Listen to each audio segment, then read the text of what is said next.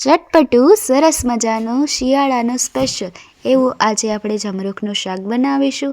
તો જમરૂખનું શાક બનાવવા માટે આપણે પહેલાં જમરૂખને આવા સુધારી લઈશું. પછી આપણે ગેસ ઓન કરીશું અને એક કઢાઈ રાખીશું અને તેમાં 2 મોટા ચમચા તેલ એડ કરીશું અને તેલને ગરમ થવા દઈશું. પછી તેમાં રાઈ અને જીરું નાખીશું અને રાઈ જીરુંને ફૂટવા દઈશું. રાઈ જીરું જેવું ફૂટી જાય તેમાં અડધી ચમચી હળદર નાખીશું અને જે આપણે જમરૂખ પહેલાં સુધારેલા હતા તે આપણે એડ કરી દઈશું. બધા જ જમરૂખ એડ કરી દેવાના છે. તમે તમારા ઘરના સભ્યો પ્રમાણે જમરૂખ તમે નાખી શકો છો. પછી મેં કટ કરેલા બધા જમરૂખ એડ કરી દીધા છે.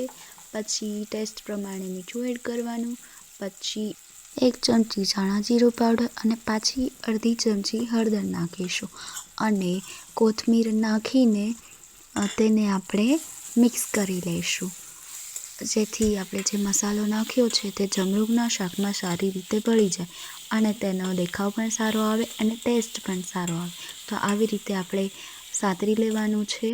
પછી તેમાં આપણે 2 મોટી ચમચી મરચું નાખીશું. જેવું તમે તીખું ખાતા હોય તેટલું તમે મરચું નાખી શકો છો. જો તમે ઓછું ખાતા હોય તો ઓછું નાખી શકો છો અને વધારે ખાતા હોય તો વધારે નાખી શકો છો. પછી તેને ચલાવી લેવાનું છે અને પાણી નાખીને પાછું તેને સાતળવાનું છે. પછી આવી રીતે હલાવી લઈશું અને જમરૂખને થોડાક ભાંગી નાખશું, જેથી થોડોક રસ્સો જાડો થઈ જાય અને દેખાવ સારો આવે. તો તૈયાર છે આપણું જમરૂખનું સરસ મજાનું સ્વાદિષ્ટ એવું શાક. તો તમે તમારા ઘરે જરૂરથી ટ્રાય કરજો અને તમને જો અમારો વિડીયો ગમ્યો હોય તો લાઈક, શેર અને સબસ્ક્રાઈબ કરવાનું ભૂલતા નહીં.